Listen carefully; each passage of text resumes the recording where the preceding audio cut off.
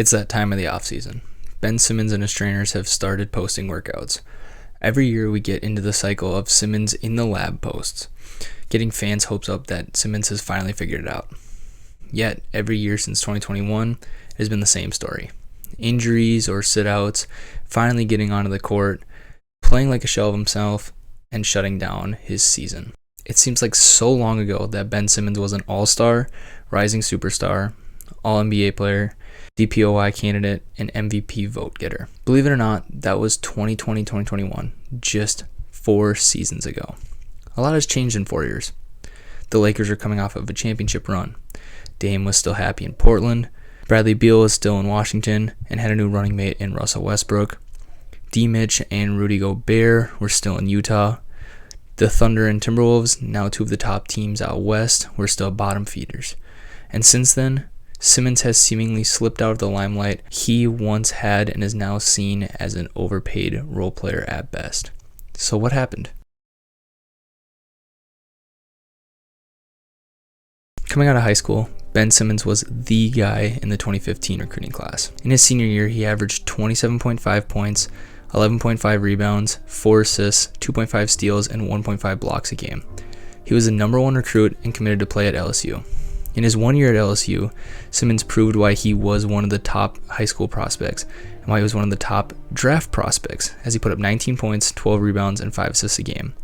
Add in his 6'10 frame, and it is no wonder why the Sixers took Simmons number 1 overall in the 2016 NBA draft. Simmons and injuries became friends before he even got to play a game, losing his whole rookie season to a foot injury. 2016-17 was a pretty bad season, but 2014 number 3 overall pick Joel Embiid finally made his debut, however only playing 31 games.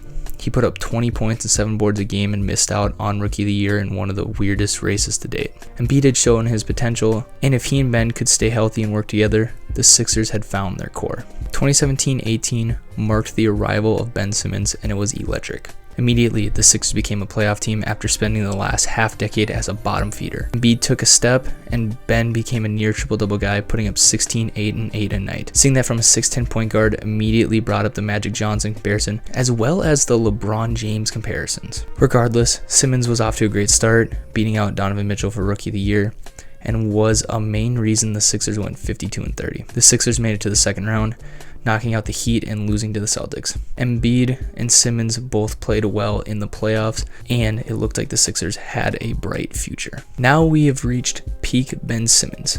His 3-year stretch from 2018-19 to 2020-21 was where Ben showed off his potential.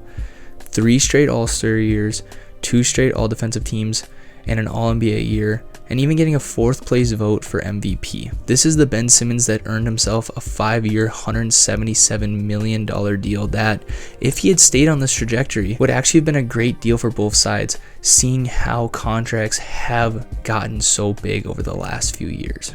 Simmons was still in the upper 50s of games played per season, so while there were some injuries, he was still relatively healthy. However, Simmons had a massive hole in his game of having no outside shot whatsoever, and teams were catching on, but the Sixers were still finding regular season success, and it looked like they were just about to make it past the hump to truly becoming championship contenders.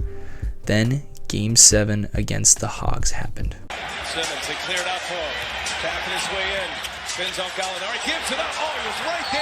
Uncontested, had a layup, but he leaves it for Thibault. Well, but that's when you know that the game is in your head. That's a dunk for Ben Simmons right there. You got it. When Ben Simmons decided to pass, how shocked were you? I didn't realize in the moment what it was. I looked on my phone after the game. Everybody's killing him. You were coming over as the help defender, right? Yeah. Let me ask you a question. I've always wanted to ask you this. What were you going to do? It depends. If he would have turned and faced the basket and kept it high, there's no reason to foul and get him an N1. But if he did what he was doing, which took a low dribble, and I think he spun and took a low dribble, I would have fouled him and not let him get the shot off. Yeah. In a way, that's what makes the pass so egregious. Yeah. Because as a fan, you're like, it's Trey coming. They'd be like me coming over. You know, it's like, why are you passing up a layup against me? It's a stupid fucking play. No, in the moment, I just spun, and I'm assuming Trey's going to come over quicker. So I'm thinking he's going to come full blown, and I see Matisse going down. You know, Matisse is athletic and get up.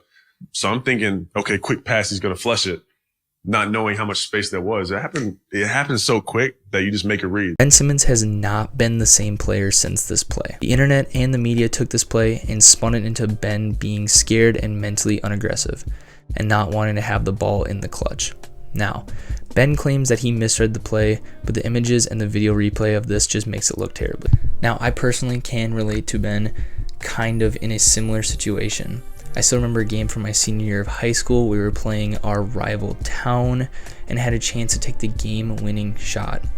We were down 2 with 7 seconds left, give or take, and coach drew up a play. I had gotten the ball on a broken play. I had an open 3 in the corner, and I thought that my guy was closing out strong. So I swung it to the guy that the play was intended for, and he ended up having to take a contested shot because he didn't have time to get a good look. My coaches were not happy with me in the locker room and talking about it on the way home, and it wasn't until I looked at the film on the bus ride home that my defender wasn't even outside of the paint. He had just gotten to the block, and all he did was put his hands up.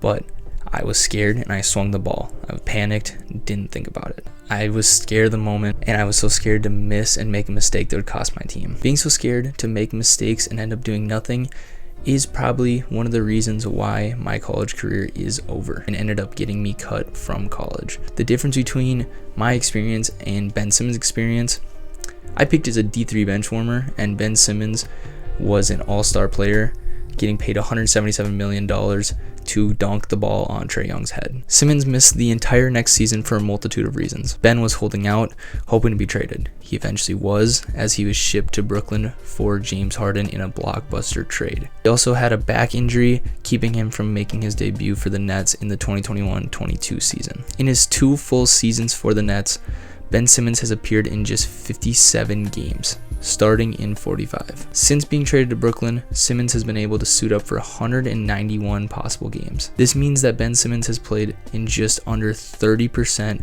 of possible games for the Nets.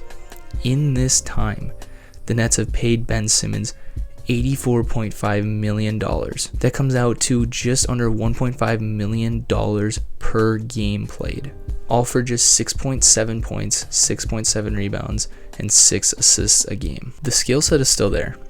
Simmons' rebounding and assist numbers per 36 are actually better in his time in Brooklyn than they were in his time in Philly. During his time in Philly, the big concern was his jump shot. Now, every summer he proves that he is working on it and can knock it down in an empty gym. But everyone is the best player in an empty gym. Now, the real question: can Ben Simmons translate it to the NBA, or has the NBA just moved on from him? Only time will tell.